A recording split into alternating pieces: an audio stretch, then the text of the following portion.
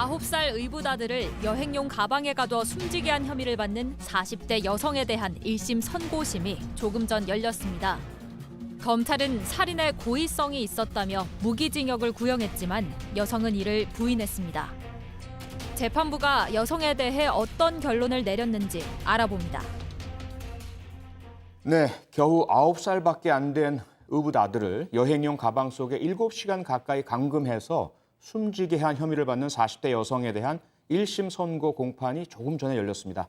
재판부 몇 년형을 선고했습니까, 결과적으로? 네, 징역 22년형이 선고됐습니다. 네. 살인 그리고 또 이제 아동복지법상의 그 상습적인 아동학대죄 또 특수상해 등으로 기소가 됐는데요. 네. 재판부는 이 혐의 사실을 인정을 했고요.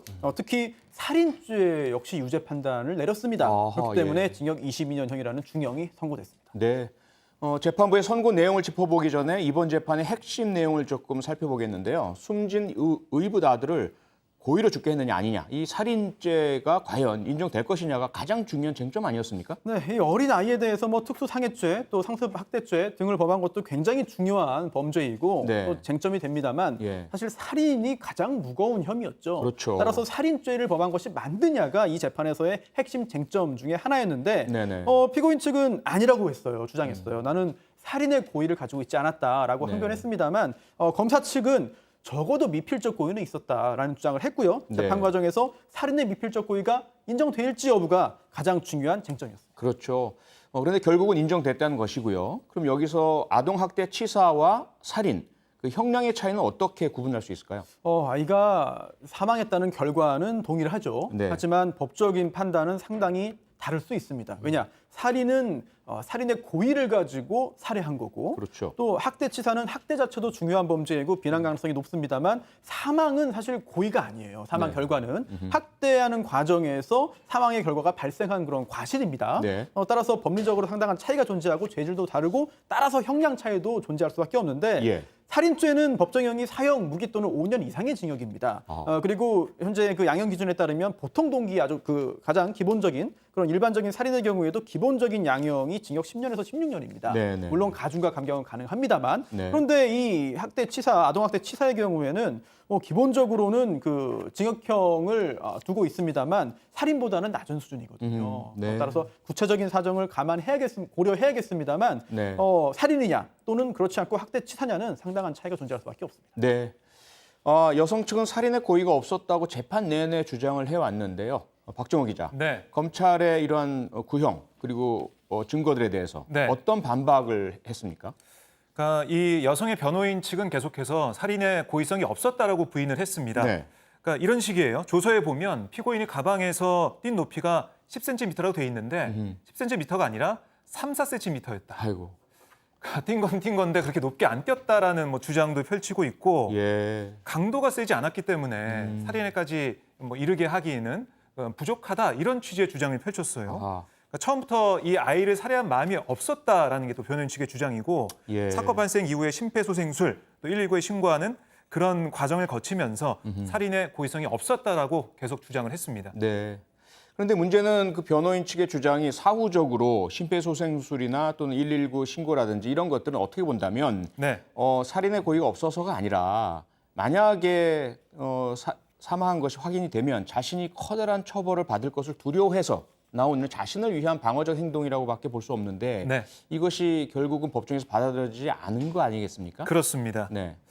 그러니까 이 검찰이 사실은 계속해서 무기징역형을 구형을 하면서 네. 여러 가지 증거를 쭉 보여줬습니다. 예. 그게 이제 재판부에서 받아들인 셈인데요. 재판부는 이 변호인이 살인 동기 없었다고 주장을 하지만 예. 살해된 과정에서 피고인의 자녀들이 가방에서 뛰고 밟았다는 것과 이 자녀들도 가방에 올라가 뛰고 밟았다는 진술을 했습니다. 그러게요. 헤어드라이기 역시 밖으로 빠져나온 파리만 했다 주장하지만 이것도 받아들일 수 없다. 예. 이런 얘기를 했고요. 네네. 그러니까 아이가 작은 공간에서 숨 쉴 공간 확보를 위해서 몸을 움직여보려고 시도도 계속하고 했는데 네.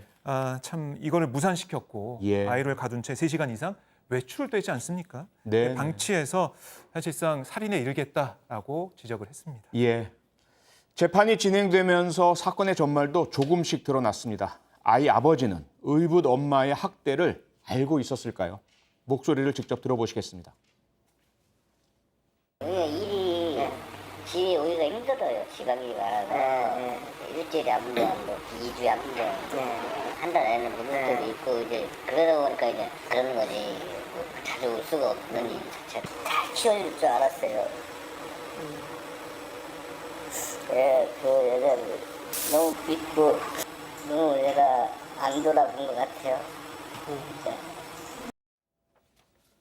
가장 안타까운 것이 이미 이 사건 발생하기 한 달 전에도 네. 학대가 알려졌고 그래서 경찰이나 아동학대 전문기관에서 이러한 학대 가정이라는 것을 알고 있었지 않습니까? 그렇습니다. 그러면 이런 끔찍한 살인 사건을 막을 수 있지 않았을까라는 안타까움이 가장 큰데요. 네, 그러니까 이 어린이날 같은 경우에는 네. 이 피고인 여성이 작은 쇠파이프로 아이의 머리를 때리거든요. 아이고, 예. 피가 나는 상황이 머리가 찢어지면서 발생을 했고 네. 인근 대학병원 응급실을 갔습니다. 그러니까 의사가 보니까 이상하잖아요. 네. 학대받은 것 같고 넘어져 생긴 게 아니지 않습니까? 당시 의료진이 A군 뭐 이 머리 상처나 팔목 등에 있는 상처를 보면서 아동학대가 의심된다면서 경찰에 신고를 했습니다. 네, 네. 그러니까 경찰이 아동보호 전문기관에 통보를 했고 기관 측이 13일에 집을 방문해서 네. 살펴봤죠. 조사를 했죠. 그랬더니 이 피고인 여성은 이 아이가 말썽 피운다는 선생님의 전화를 받고 화가 나서 네. 작년 10월에 때린 적은 있다. 그러니까 이게 훈육 차원의 체벌이었다라고 주장을 했고요. 예. 반성하고 다음부터 그러지 않겠다라고 넘어갔어요. 아하. 경찰도 사실은 이걸 보면서 학대 가능성을 인지하고 있었다고 보여지거든요. 예, 근데 예. 이걸 검찰의 기소 의견으로 송치를 하기로 했지만 이게 제대로 안 됐습니다. 아하. 너무 안타깝습니다. 네. 9살 의붓 아들을 가방에 가둬 숨지게 한 40대 여성에 대해 재판부는 징역 22년형을 선고했습니다.